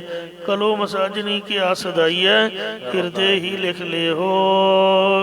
ਤਿਸ ਨਾਉ ਅੰਮ੍ਰਿਤ ਸਤਿਗੁਰ ਦਿੱਤਾ। ਉਸ ਨੂੰ ਨਾਮ ਅੰਮ੍ਰਿਤ ਆਪ ਪਰਮੇਸ਼ਰ ਨੇ ਸਤਿਗੁਰੂ ਰੂਪ ਹੋ ਕੇ ਦਿੱਤਾ ਬਖਸ਼ਿਆ ਹੈ। ਸ਼ਲੋਕ ਮਹੱਲਾ ਪੰਜਵਾ। ਇੱਥੇ ਫਿਰ ਸ਼ਲੋਕ ਤਾਂ ਪੰਜਵੇਂ ਪਾਤਸ਼ਾਹ ਜੀ ਦਾ ਹੈ, ਪਰ ਨਾ ਕਬੀਰ ਜੀ ਦਾ ਹੈ। ਬਾਣੀ ਗੁਰੂ ਦੀ ਹੈ ਤੇ ਪਰ ਸਿਰੋਂ ਪਾਉ ਕਬੀਰ ਜੀ ਨੂੰ ਦਿੱਤਾ ਹੋਣ ਕਰਕੇ ਕਬੀਰ ਜੀ ਤੋਂ ਹੀ ਇਹ ਸ਼ਲੋਕ ਸਾਨੂੰ ਸਮਝਣਾ ਚਾਹੀਦਾ। ਕਬੀਰ ਸਾਹਿਬ ਜੀ ਦੇ ਪਾਸ ਉਹ ਸਾਧੂ ਆਏ ਤੇ ਆ ਕੇ ਕਹਿਣ ਲੱਗੇ, ਕਬੀਰ ਜੀ ਜਿਸ ਜਗ੍ਹਾ ਜਿਸ ਧਰਤੀ ਤੇ ਅਸੀਂ ਬੈਠੇ ਸੀ ਉਹ ਧਰਤੀ ਇੱਕ ਨੰਬਰਦਾਰ ਨੇ ਸਾਡੇ ਕੋਲੋਂ ਖੋਹ ਲਈ ਹੈ। ਇਹਨਾਂ ਦਾ ਕੰਮ ਇਹੀ ਹੁੰਦਾ, ਚਾਟੀ ਨੰਬਰ ਬਦਲ ਕੇ ਬੇਈਮਾਨੀ ਵੀ ਕਰ ਦਿੰਦੇ ਨੇ ਤੇ ਆਪਦੇ ਹੱਥੀ ਸਭ ਕੁਛ ਹੁੰਦਾ। ਇਹ ਸੁਣ ਕੇ ਕਬੀਰ ਜੀ ਜਗਿਆਸੂ ਨੂੰ ਸੰਬੋਧਨ ਕਰਦੇ ਹੋਏ ਪਾਵਨ ਸ਼ਲੋਕ ਵਿਚਾਰਦੇ ਹਨ। ਪਟਵਾਰੀ ਨੂੰ ਵੀ ਜੇ ਸਾਲ ਬਾਅਦ 1000 ਦੀ ਪੂਜਾ ਨਾ ਕਰੋ, ਉਹ ਵੀ ਅੱਗੇ ਰਜਿਸਟਰ ਤੇ ਨਾਂ ਨਹੀਂ ਚੜਾਉਂਦਾ। ਫਰਦ ਵੀ ਉਹਦੀ ਨਿਕਲਦੀ ਹੈ ਜੇ ਅਪਡੇਟ ਕਰਾਉਂਦੇ ਰਹੋ। ਮਾਇਆ ਧੇਲੇ ਨਾਲ ਐਸਾ ਸੰਸਾਰ ਦਾ ਸੋ ਸੁਭਾਵ ਹੈ। ਕਬੀਰ ਸਾਹਿਬ ਜੀ ਨੇ ਇਸ ਤਰ੍ਹਾਂ ਸਮਝਾਇਆ। ਕਬੀਰ ਧਰਤੀ ਸਾਧਕੀ। ਪਹਿਲਾ ਅਰਥ ਕਬੀਰ ਭਗਤ ਜੀ ਕਹਿੰਦੇ ਨੇ ਕਿ ਜਿਹੜੀ ਧਰਤੀ ਸੀਗੀ ਇਹ ਤਾਂ ਵਾਹਿਗੁਰੂ ਨੇ ਸਾਧੂ ਸੰਤਾਂ ਦੇ ਚੌਂਕੜਾ ਮਾਰਨ ਲਈ ਬਣਾਈ ਸੀ ਅਤੇ ਝੁੱਗੀ ਝੌਂਪੜੀ ਰਹਿਣ ਬਹਿਣ ਵਾਸਤੇ ਖੁੱਲ੍ਹੇ ਵਿਚਰਨ, ਜਿੱਥੇ ਮਰਜੀ ਬੈਠ ਜਾਣ, ਜਿਸ ਤਰ੍ਹਾਂ ਮਰਜੀ ਸੋ ਨਾਮ ਜਪਣ, ਸੇਵਾ ਕਰਨ ਤੇ ਪਰ ਤਸ ਕਰ ਬੈਸਾ ਹੈ ਗਾਹੇ। ਉਸ ਧਰਤੀ ਨੂੰ ਨੰਬਰਦਾਰ ਰੂਪੀ ਚੋਰ ਦਬਾ ਕੇ ਬੈਠ ਗਿਆ ਹੈ। ਧਰਤੀ ਭਾਰ ਨਾ ਵਿਆਪਾਈ। ਇਹ ਭਾਈ ਸੰਤ ਜਨਾਂ ਨੂੰ ਧਰਤੀ ਦਾ ਬੋਝ ਨਹੀਂ ਲੱਗੇਗਾ, ਉਨ ਕਉ ਲਾਹੂ ਲਾਹੇ। ਕਿਉਂਕਿ ਉਹਨਾਂ ਨੂੰ ਤਾਂ ਲਾਹਾ ਹੀ ਲਾਹਾ ਹੈ। ਪਾਪ ਭਜਨ ਸਿਮਰਨ ਦਾ ਲਾਹਾ ਹੀ ਲਾਹਾ ਹੈ। ਉਹਨਾਂ ਨੇ ਧਰਤੀ ਉੱਤੇ ਮੇਰ ਮਾਰ ਕੇ ਕੀ ਲੈਣਾ, ਆਪਦਾ ਪਰਨਾ ਮੋਢੇ ਤੇ ਪਾਉਣਗੇ ਤੇ ਚੱਲ ਮੇਰੇ ਭਾਈ ਸਤਿਨਾਮ ਵਾਹਿਗੁਰੂ ਕਹਿੰਦੇ, ਇੱਥੇ ਨਹੀਂ ਤਾਂ ਉੱਥੇ ਉੱਠ ਕੇ ਬੈਠ ਜਾਣਗੇ ਜਾ ਕੇ। ਤੇ ਪਰ ਹੁਣ ਕੋ ਲਾਹੂ ਲਾਹੇ, ਜਿਹੜਾ ਉਠਾਉਂਦਾ ਹੈ ਉਹਨਾਂ ਨੂੰ, ਉਹਨਾਂ ਦੇ ਲਾਹੂ ਲਾਏ ਜਾਂਦੇ ਹਨ। ਆ ਜਿਹੜਾ ਭਗਵਾਨ ਦਾਸ ਘੇਰੜ ਸੀਗਾ, ਸ੍ਰੀ ਗੁਰੂ ਹਰਗੋਬਿੰਦ ਸਾਹਿਬ ਨਾਲ ਇਸੇ ਲਈ ਲੜ ਪਿਆ। ਕਹਿੰਦਾ ਤੁਸੀਂ ਨਿਹੰਗੋ, ਜਿੱਥੇ ਮਰਜੀ ਜੇ ਤੁਹਾਡਾ ਦਿਲ ਕਰਦਾ ਤੰਬੂ ਕੱਢ ਕੇ ਬਹਿ ਜਾਂਦੇ ਹੋ। ਪੁੱਛਿਆ ਕਿਸੇ ਨੂੰ, ਇਹ ਜ਼ਮੀਨ ਮੇਰੀ ਹੈ। ਮਾਰੇ ਕਹਿੰਦੇ ਤੂੰ ਕਿੱਥੋਂ ਲਿਆਂਦੀ ਹੋਏ? ਮੁਸਲਮਾਨਾਂ ਦੀ ਚਮਚਾਗਿਰੀ ਕਰਕੇ ਹੀ ਲਿਖਾਈ ਹੈ ਨਾ, ਤੂੰ ਹਿੱਕ ਤੇ ਰੱਖ ਕੇ ਲੈ ਜਾਏਗਾ। 2 ਮਹੀਨੇ ਨੇ ਹੱਥ ਬੰਨ ਕੇ ਬੇਨਤੀ ਹੈ ਵੀ ਗਰੀਬਾਂ ਨੂੰ ਇੱਥੇ ਰਹਿ ਲੈਣ ਦੇ। ਘੋੜਿਆਂ ਨੇ ਪਾਣੀ ਪੀਣਾ ਹੁੰਦਾ, ਦਰਿਆ ਦਾ ਕਿਨਾਰਾ ਹੈ, ਉੱਚੀ ਜਗ੍ਹਾ ਵੇਖ ਕੇ ਸਾਉਣ ਦੇ ਭਾਦਰੋਂ 2 ਮਹੀਨੇ ਕੱਟੇ ਵੀਰ ਬਣ ਕੇ ਲੜਨਾ, ਸ਼ਾਂਤੀ ਨਾਲ ਰਹਿ ਲੈਣਗੇ। ਉਹ ਬੋਲਣ ਲੱਗ ਪਿਆ ਜੀ ਉਲਟਾ ਸਿੱਧਾ। ਵਿੰਗੀ ਜੀ ਪੱਗ ਘੁਮਾ ਲਈ, ਲਾਚਾ ਜਿਹਾ ਮਾਰਿਆ ਹੋਇਆ ਸੀ, ਢਿੱਡ ਗਾਂ ਨੂੰ ਨਿਕਲਿਆ ਹੋਇਆ, ਦੰਦ ਮੂੰਹ ਤੋਂ ਬਾਹਰ ਤੇ ਕਾਲਾ ਕਲਿੱਟ ਪੁੱਠੇ ਤਵੇ ਵਰਗਾ ਰੰਗ। ਨਾ ਅਕਲ ਤੇ ਨਾ ਸ਼ਕਲ, ਨਾ ਮੂੰਹ ਨਾ ਸਿਰ। ਬੜਾ ਬੋਲਿਆ ਤੇ ਸਿੰਘ ਗੁਰੂ ਸਾਹਿਬ ਨੂੰ ਪੁੱਛਣ ਲੱਗੇ ਵੀ ਮਹਾਰਾਜ ਇਹਦਾ ਕੋਈ ਇਲਾਜ? ਸੱਚੇ ਪਾਤਸ਼ਾਹ ਕਹਿੰਦੇ ਵੀ ਬੇਨਤੀ ਹੈ ਵੀ ਤੂੰ ਨਾ ਬੋਲ, ਚਲਿਆ ਜਾ। 2 ਮਹੀਨੇ ਸੁੱਖ ਦੇ ਕੱਟ ਲੈਣ ਦੇ, ਮੁੜ ਕੇ ਅਸੀਂ ਉੱਠ ਕੇ ਤੁਰ ਜਾਵਾਂਗੇ। ਉਹ ਜੀ ਸ੍ਰੀ ਗੁਰੂ ਨਾਨਕ ਦੇਵ ਮਹਾਰਾਜ ਦਾ ਨਾਮ ਲੈ ਕੇ ਨਿੰਦਿਆ ਕਰਨ ਲੱਗ ਪਿਆ। ਤੇ ਜਿਸ ਵਕਤ ਉਹਨੇ ਗੁਰੂਆਂ ਦੀ ਨਿੰਦਿਆ ਸ਼ੁਰੂ ਕੀਤੀ, ਪਤਾ ਨਹੀਂ ਕੀ ਕਿਹਾ ਹੋਏਗਾ। ਗੁਰਪ੍ਰਤਾਪ ਸੂਰਜ ਗ੍ਰੰਥ 'ਚ ਬੜਾ ਕੁਛ ਉਲਟ ਪੁਲਟ ਲਿਖਿਆ। ਤੋ ਸ੍ਰੀ ਗੁਰੂ ਹਰਗੋਬਿੰਦ ਸਾਹਿਬ ਜੀ ਨਾਰਾਜ਼ ਹੋ ਗਏ। ਫਿਰ ਮਨ ਨੇ ਇਸ਼ਾਰਾ ਹੀ ਕਰਤਾ ਭਾਈ ਜੇਠੇ ਨੂੰ ਤੇ ਬਾਬੇ ਵਿਧੀ ਚੰਦ ਨੂੰ ਵੀ ਹੁਣ ਤੁਸੀਂ ਇਹਦਾ ਇਲਾਜ, ਸਿੰਘਾਂ ਵਾਲਾ ਇਲਾਜ ਕਰੋ। ਉਹਨਾਂ ਫੜ ਕੇ ਤੇ ਸੇਕ ਸੁਗ ਲਾ ਕੇ ਚੰਗੀ ਤਰ੍ਹਾਂ ਗੋਡਾ ਵਾਹ ਕੇ ਗੋਲ ਗਲ ਕਰਕੇ ਤੇ ਜਦੋਂ ਵੇਖਿਆ ਵੀ ਚੜ੍ਹਦੀ ਕਲਾ ਹੋ ਗਈ, ਮਾਰਿਆ ਦਰਿਆ 'ਚ। ਤੇ ਇਸ ਵਾਸਤੇ ਗੁਰੂ ਹਰਗੋਬਿੰਦ ਸਾਹਿਬ ਸੱਚੇ ਪਾਤਸ਼ਾਹ ਜੀ ਦਾ ਸੁਭਾਅ ਕੁਛ ਵੱਖਰਾ ਸੀਗਾ, ਕਿਉਂਕਿ ਮਹਾਰਾਜ ਦਾ ਅਵਤਾਰ ਹੀ ਸਾਧੂ ਸੰਤਾਂ ਦੀ ਰੱਖਿਆ ਲਈ ਤੇ ਦੁਸ਼ਟਾਂ ਦੇ ਖਾਤਮੇ ਲਈ। ਕਲਗੀਧਰ ਮਹਾਰਾਜ ਨੂੰ ਵੀ ਵਾਹਿਗੁਰੂ ਜੀ ਨੇ ਇਸੇ ਲਈ ਭੇਜਿਆ ਵੀ ਦੁਨੀਆ ਸੰਤਾਂ ਨੂੰ ਰਹਿਣ ਨਹੀਂ ਦਿੰਦੀ। ਤੁਹਾਡਾ ਅਵਤਾਰ ਹੀ ਇਸ ਲਈ ਹੋਇਆ। ਜਦ ਗੁਰੂ ਤੇਗ ਬਹਾਦਰ ਜੀ ਨੂੰ ਦੁਸ਼ਟਾਂ ਨੇ ਦੈਂਤਾਂ ਨੇ ਤੰਗ ਪਰੇਸ਼ਾਨ ਕੀਤਾ। ਦੇਵੀ ਤਾਂ ਵਿੰਧਿਆਚਲ ਪਰਬਤ ਵਿੱਚ ਲੁਕ ਗਈ, ਦੈਂਤਾਂ ਦੇ ਅੱਖਾਂ ਤੋਂ ਓਹਲੇ ਹੋ ਗਈ ਤੇ ਉਹ ਲੱਭਦੇ ਲੱਭਦੇ ਗੁਰੂ ਤੇਗ ਬਹਾਦਰ ਜੀ ਦੇ ਕੋਲ ਪਹੁੰਚੇ। ਕਹਿਣ ਲੱਗੇ ਕਿ ਇੱਕ ਬੀਬੀ ਸਾਡੇ ਬੰਦੇ ਮਾਰਦੀ ਇੱਧਰ ਨੂੰ ਨਿਕਲੀ ਹੈ, ਦੱਸੋ ਕਿੱਧਰ ਗਈ ਹੈ। ਸਾਹਿਬ ਕਹਿੰਦੇ ਵੀ ਉਹ ਰੱਬ ਦੀ ਭਗਤ ਨਹੀਂ ਹੈ, ਤੁਸੀਂ ਉਹਨੂੰ ਮਾਰ ਨਹੀਂ ਸਕੋਗੇ, ਉਹਦਾ ਖਹਿੜਾ ਛੱਡ ਦਿਓ, ਵਾਪਸ ਮੁੜ ਜਾਓ। ਉਹਨਾਂ ਸੋਚਿਆ ਵੀ ਤੂੰ ਵੀ ਉਹਨਾਂ ਦੇ ਨਾਲ ਦਾ ਹੀ ਹੈ, ਪਹਿਲਾਂ ਅਸੀਂ ਤੈਨੂੰ ਸਾਂਭਦੇ ਹਾਂ। ਜਦ ਗੁਰੂ ਸਾਹਿਬ ਨੂੰ ਮਾਰਨ ਲੱਗੇ ਤਾਂ ਗੁਰੂ ਤੇਗ ਬਹਾਦਰ ਜੀ ਉੱਠ ਕੇ ਖਲੋ ਗਏ, ਆਖਿਆ ਸਤਨਾਮ ਸ੍ਰੀ ਵਾਹਿਗੁਰੂ।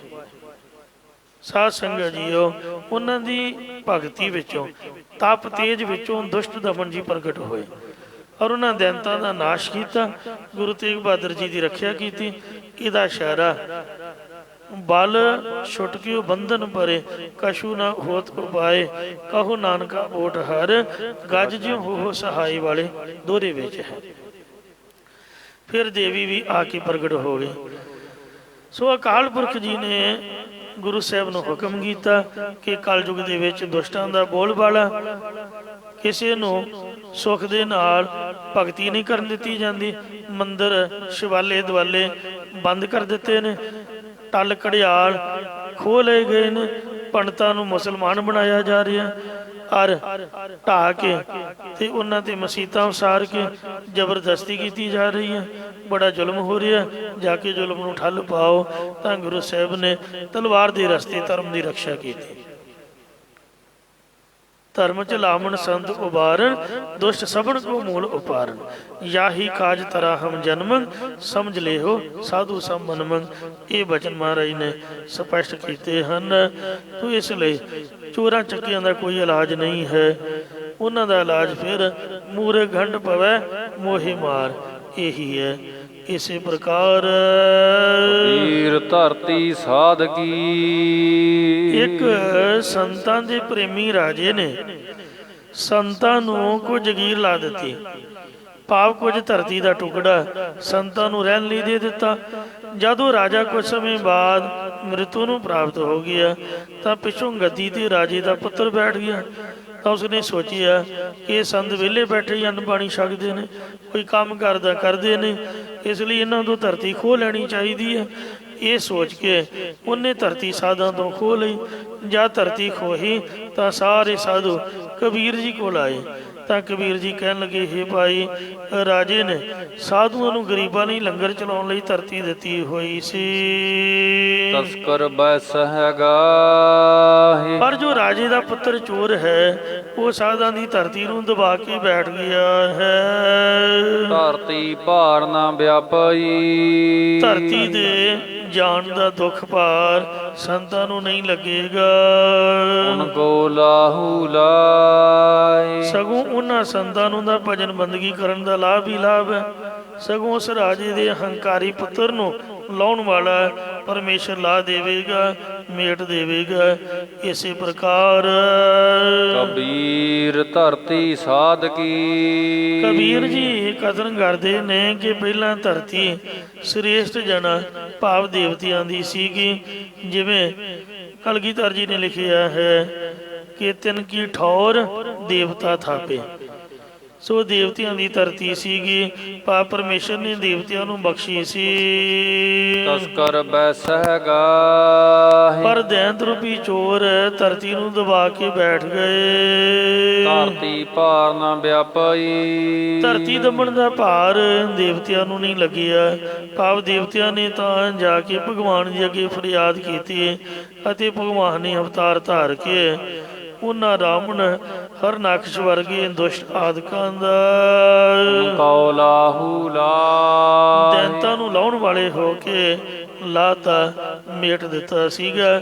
ਇਸੇ ਪ੍ਰਕਾਰ ਕਬੀਰ ਧਰਤੀ ਸਾਧ ਕੀ। ਕਬੀਰ ਜੀ ਕਥਨ ਕਰਦੇ ਨੇ ਕਿ ਬੁੱਧੀ ਰੂਪ ਧਰਤੀ ਸ੍ਰੇਸ਼ਟ ਗੁਣਾਂ ਦੀ ਧਾਰਨਾ ਵਾਲੀ ਸੀ, ਤਸਕਰ ਬੈਸ ਹੈਗਾ, ਪਰੰਤੂ ਕਾਮ ਕ੍ਰੋਧ ਆਦਿਕ ਆਸੁਰੀ ਸੰਪਦਾ ਰੂਪੀ ਚੋਰ ਉਸ ਬੁੱਧੀ ਰੂਪ ਧਰਤੀ ਨੂੰ ਦਬਾ ਕੇ ਬੈਠ ਗਏ ਹਨ। ਧਰਤੀ ਭਾਰ ਨਾ ਵਿਆਪਾਈ। ਪਰ ਉਹਨਾਂ ਮਹਾਤਮਾ ਦੀ ਬੁੱਧੀ ਰੂਪ ਧਰਤੀ ਦੇ ਵਿੱਚ ਔਗਣਾਂ ਦਾ ਭਾਰ ਨਹੀਂ ਲੱਗੇਗਾ, ਵਿਆਪੇਗਾ। ਹੁਣ ਕਉ ਲਾਹੂ ਲਾਹੀ। ਜਿਹੜੇ ਲਾਉਣ ਵਾਲੇ ਹੋ ਕੇ ਕਾਮ ਆਦਿਕ ਵਿਕਾਰਾਂ ਨੂੰ ਲਾ ਦੇਣਗੇ ਜਾਂ ਦੇਵੀ ਸੰਪਦਾ ਨੂੰ ਗ੍ਰਹਿਣ ਕਰਕੇ ਆਸੁਰੀ ਸੰਪਦਾ ਨੂੰ ਮੇਟ ਦੇਣਗੇ। ਇਸੇ ਪ੍ਰਕਾਰ ਕਬੀਰ ਧਰਤੀ ਸਾਧਕੀ। ਕਬੀਰ ਜੀ ਕਹਿੰਦੇ ਨੇ ਕਿ ਹੇ ਭਾਈ, ਦੇਹ ਰੂਪ ਧਰਤੀ ਦੀ ਮੁਕਤੀ ਕਰਨ ਲਈ ਸਾਧਨਾ ਕਰ, ਭਜਨ ਬੰਦਗੀ ਕਰ। ਤੂੰ ਕਾਮ ਕ੍ਰੋਧ ਰੂਪ ਤਸਕਰ ਬੈਸੈ ਗਾਹੀ। ਚੋਰਾਂ ਦਾ ਸੰਗ ਕਰਨ ਵਾਸਤੇ ਕੁਸੰਗੀਆਂ ਦੀ ਜਗ੍ਹਾ ਭਾਵ ਕੁਸੰਗਤ 'ਚ ਜਾ ਕੇ ਕਿਉਂ ਬੈਠਦਾ ਹੈ? ਤੂੰ ਕੁਸੰਗੀਆਂ ਦਾ ਦਬਾਇਆ ਹੋਇਆ ਹੈ। ਧਰਤੀ ਭਾਰ ਨਾ ਵਿਆਪਾਈ। ਫਿਰ ਤੈਨੂੰ ਦੇਹ ਰੂਪ ਧਰਤੀ ਧਾਰੀ ਦਾ ਪਾਪਾਂ ਨੂੰ ਭਾਰ ਨਹੀਂ ਲੱਗੇਗਾ। ਕਉ ਲਾਹੂ ਲਾਹੀ। ਜੇ ਤੂੰ ਉਹਨਾਂ ਕਾਮ ਆਦਿਕਾਂ ਨੂੰ ਜਾਂ ਕੁਸੰਗਤ ਨੂੰ ਲਾਉਣ ਵਾਲਾ ਹੋ ਕੇ ਲਾ ਦੇਵੇਂਗਾ, ਮੇਟ ਦੇਵੇਂਗਾ। ਇਸੇ ਪ੍ਰਕਾਰ ਕਬੀਰ ਧਰਤੀ ਸਾਧਕੀ। ਕਬੀਰ ਸਾਹਿਬ ਜੀ ਕਥਨ ਕਰਦੇ ਨੇ ਕਿ ਜਿਸ ਨੇ ਪਹਿਲਾਂ ਤਾਂ ਸਾਧ ਬਣ ਗਿਆ, ਕਹਿੰਦਾ ਸੰਸਾਰ ਮਿਥਿਆ, ਜੜ ਮਾਇਆ ਰੂਪੀ ਤੀ ਇਸਤਰੀ ਦਾ ਤਿਆਗ ਕਰ ਦਿੱਤਾ ਤੇ ਮੁੜ ਕੇ ਆਪਦੀ ਮਰਜ਼ੀ ਦੇ ਨਾਲ ਹੀ ਗੰਢ ਧੁੱਪ ਕਰਕੇ ਕਿਸੇ ਬੀਬੀ ਨੂੰ ਆਪਦੇ ਘਰ ਵਸਾ ਲਿਆ ਤੇ ਸਕੀ ਵਿਆਹੀ ਘਰ ਵਾਲੀ ਛੱਡ ਕੇ ਆਇਆ। ਜਦ ਵੇਖਿਆ ਵੀ ਪੈਸਾ ਪੂਸਾ ਵਾਧੂ ਆ ਗਿਆ, ਕਹਿੰਦੇ ਨਾਰ ਮੋਈ ਘਰ ਸੰਪਤ ਨਾਸੀ, ਮੁੰਡ ਮੁੰਡਾਏ ਭਇਓ ਸੰਨਿਆਸੀ। गरीबी आ गई, सिर मुंह बना के सन्यासी बन गया कि हमें साध होते हैं। जब फिर पाया माया ते ला गया ते चेले चेलियां उन्होंने मोह पा लिया। वो साध की है जिन्हें ती धारण कर ली। ती का अर्थ है तीवी, तुहाडे पटियाले अंबाले की बोली है तीवी। जिन्हें इस्त्री धारण कर ली फिर दोबारा तो घर बार के चक्कर च पै गया। वो साध किवें हो सकता है? अजकल सरसे वाले की काफ़ी बदनामी है। तो इस वास्ते इहो जिहे लोगों तो बच के रहो। आपदियां धीआं भैणां नूं सो आपदे घर ही सेफ है। महाराज की बाणी नितनेम करो, गुरु घर आओ, सच्चे पातशाह किरपा करन। ओहो जे बंदे तां साध ने, वो तां जड़ माया रूपी इस्त्री नूं दबा के बैठे हुए ने। तस्कर बैसह गाहे। वो चोर हन जो बगानियां धीआं भैणां दी इज्जत नाल खिलवाड़ करदे हन। धरती भार ना व्यापाई। सो ਕਹਿੰਦੇ ਨੇ ਜੜ ਮਾਇਆ ਰੂਪ ਇਸਤਰੀ ਦਾ ਉਹਨਾਂ ਨੂੰ ਧਾਰਨ ਕੀਤੀ ਦਾ ਭਾਰ ਨਹੀਂ ਲੱਗੇਗਾ। ਕਉ ਲਾਹੂ ਲਾ। ਜਿਹੜੇ ਲਾਉਣ ਵਾਲੇ ਹੋ ਕੇ ਵੈਰਾਗ ਰੂਪੀ ਉਦਮ ਦੇ ਨਾਲ ਪਾ ਵੈਰਾਗ ਧਾਰਨ ਕਰਕੇ ਲਾ ਦੇਣਗੇ। ਕਬੀਰ ਧਰਤੀ ਸਾਧਕੀ। ਕਬੀਰ ਜੀ ਕਥਨ ਕਰਦੇ ਕਿ ਜਿਸ ਪੁਰਖ ਨੇ ਬਗਾਨੀ ਇਸਤਰੀ ਧਾਰਨ ਕਰ ਲਈ ਹੈ। ਕਾਂ ਦਾ ਕੀ ਸੁਭਾਅ ਹੈ? ਕਿਸੇ ਦਾ ਚੰਗਾ ਭਲਾ ਦਹੀਂ ਰੱਖਿਆ, ਲੱਸੀ ਰੱਖੀ ਹੈ ਇਸ਼ਨਾਨ ਕਰਨ ਵਾਸਤੇ, ਤੇ ਉਹ 'ਚ ਚੁੰਝ ਮਾਰ ਕੇ ਖੇ ਖਰਾਬ ਕਰ ਦੇਣੀ। ਨਾ ਤਾਂ ਆਪਦੇ ਕੰਮ ਦੀ ਨਾ ਦੂਜੇ ਦੇ ਕੰਮ ਦੀ ਰਹਿਣ ਦੇਣੀ। ਡੰਗਰ ਦਾ ਸੁਭਾਅ ਕੀ ਹੈ? ਆਪਦੀ ਖੁਰਲੀ ਛੱਡ ਕੇ ਦੂਜੇ 'ਚ ਮੂੰਹ ਮਾਰਨਾ। ਇਉਂ ਆਪਦਾ ਘਰ ਜਿੰਨਾ ਮਰਜ਼ੀ ਚੰਗਾ ਤੇ ਸੋਹਣਾ ਹੋਵੇ, ਪਰ ਦੂਜੇ ਦੇ ਘਰ ਵਿੱਚ ਵਿਗਾੜ ਪਾਉਣਾ, ਬਗਾਨੀ ਇਸਤਰੀ ਨੂੰ ਵਰਗ ਲਾ ਲੈਣਾ, ਧਾਰਨ ਕਰ ਲੈਣਾ, ਜਾਂ ਚੇਤਨ ਮਾਇਆ ਧਾਰਨ ਕਰ ਲੈਣੀ। ਉਹ ਸਾਧ ਕੀ ਹੋ ਸਕਦਾ ਹੈ? ਭਾਵ ਉਹ ਤਾਂ ਅਸਾਧ ਹੈ। ਤਸਕਰ ਬੈਸਹਿ ਗਾਹੇ। ਉਹ ਤਾਂ ਭਾਈ ਚੋਰ ਹੈ ਜੋ ਪਰਾਈਆਂ ਇਸਤਰੀਆਂ ਨੂੰ ਦਬਾ ਕੇ ਬੈਠਾ ਹੋਇਆ। ਜੋ ਧਾਰੀ ਹੋਈ ਇਸਤਰੀ ਹੈ ਉਹਨੂੰ ਤਾਂ ਕੋਈ ਮਹਾਰਾਜ ਕਹਿੰਦੇ ਨੇ ਧਰਤੀ ਭਾਰ ਨਾ ਵਿਆਪਾਈ। ਉਹ ਧਾਰਨ ਕੀਤੀ ਹੋਈ ਤੀ ਇਸਤਰੀ ਨੂੰ ਤਾਂ ਕੋਈ ਭਾਰ ਨਹੀਂ ਵਿਆਪਦਾ। ਉਹ ਤਾਂ ਸਗੋਂ ਖੁੱਲਾ ਪੈਸਾ ਸਾਧ ਕੋਲ ਤੇ ਸਭ ਕੁਝ ਆਨੰਦ ਮੰਗਲ ਕਰਦੀ ਹੈ। ਹੁਣ ਕਉ ਲਾਹੂ ਲਾ। ਨਾਲੇ ਲੋਕ ਬਿਨਾਂ ਹੀ ਕੁਛ ਕਰਨ ਤੋਂ ਸਾਧਨੀ ਗੁਰੂ ਮਾਤਾ ਕਹਿ ਕੇ ਮੱਥਾ ਟੇਕਦੇ ਨੇ, ਉਹ ਤਾਂ ਖੁਸ਼ ਹੈ। ਪਰ ਉਹ ਪਰਾਈ ਇਸਤਰੀ ਉਹ ਸਾਧ ਦੇ ਤੇਜ ਪ੍ਰਤਾਪ ਨੂੰ ਲਾਹੀ ਹੀ ਲਾਹੀ ਜਾਂਦੀ ਹੈ। ਇਸੇ ਪ੍ਰਕਾਰ ਕਬੀਰ ਧਰਤੀ ਸਾਧ ਕੀ। ਭਗਤ ਕਬੀਰ ਜੀ ਕਹਿੰਦੇ ਨੇ ਕਿ ਜਿਸ ਨੇ ਬੁੱਧ ਰੂਪ ਧਰਤੀ ਗੁਰੂ ਉਪਦੇਸ਼ ਦੁਆਰਾ ਸਾਧਨਾ ਕੀਤੀ ਹੈ, ਭਾਵ ਬੁੱਧ ਰੂਪ ਧਰਤੀ ਸ਼ੁੱਧ ਕੀਤੀ ਹੈ, ਤਸ ਕਰ ਬੈਸਹਿ ਗਾਹੀ। ਉਹ ਵਿਕਾਰਾਂ ਰੂਪੀ ਚੋਰਾਂ ਨੂੰ ਦਬਾ ਕੇ ਸੱਚ ਸਰੂਪ ਰੂਪੀ ਘਰ ਵਿੱਚ ਬੈਠਾ ਅਸਥਿਤ ਹੋਇਆ ਹੈ।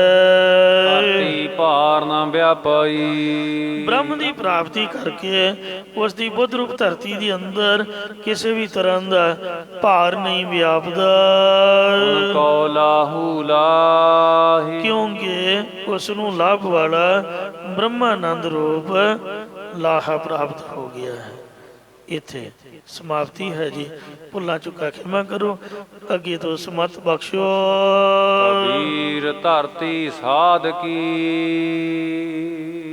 ਤਸ ਕਰ ਬੈਸਹਿ ਗਾਹੇ। ਧਰਤੀ ਭਾਰ ਨਾ ਵਿਆਪਾਈ। ਵਾਹਿਗੁਰੂ ਜੀ ਕਾ ਖਾਲਸਾ, ਵਾਹਿਗੁਰੂ ਜੀ ਕੀ ਫਤਿਹ। ਰਾਮਕਲੀ ਮਹੱਲਾ ਤੀਜਾ। ਆਨੰਦ ਕੋ ਓੰਕਾਰ ਸਤਿਗੁਰ ਪ੍ਰਸਾਦ। ਆਨੰਦ ਭਇਆ ਮੇਰੀ ਮਾਏ ਸਤਿਗੁਰੂ ਸਤਿਗੁਰ ਤਾਂ ਪਾਇਆ ਸਹਿਜ ਸੇਤੀ ਮਨ ਵਜੀਆਂ ਵਾਦਾਈਆਂ। ਰਾਗ ਰਤਨ ਪਰਵਾਰ ਭਰੀਆਂ ਸ਼ਬਦ ਗਾਵਣ ਆਈਆਂ। ਸ਼ਬਦ ਹੋ ਤਾਂ ਗਾਵੋ ਹਰੀ ਕੀਰਾ ਮਨ ਜਨੀ ਵਸਾਇਆ। ਕਹੇ ਨਾਨਕ ਆਨੰਦ ਹੋਵੇ ਸਤਿਗੁਰੂ ਪਾਇਆ। ਏ ਮਨ ਮੇਰਿਆ ਤੂੰ ਸਦਾ ਰਹੋ, ਹਰ ਨਾਲੇ। ਹਰ ਨਾਲ ਰਹੋ ਤੂੰ ਮਨ ਮੇਰੇ। ਦੁਖ ਸਭ ਵਿਸਾਰਣਾ। ਅੰਗੀਕਾਰੋ ਕਰੇ ਤੇਰਾ ਕਾਰਜ ਕਾਰਜ, ਸਭ ਸਵਾਰਣਾ। ਸਭਨਾ ਗੱਲਾਂ ਸਮਰੱਥ ਸੁਆਮੀ ਸੋ ਕਿਉ ਮਨੋ ਵਿਸਾਰੇ। ਹੈ ਨਾਨਕ ਮਨ ਮੇਰੇ ਸਦਾ ਰਹੋ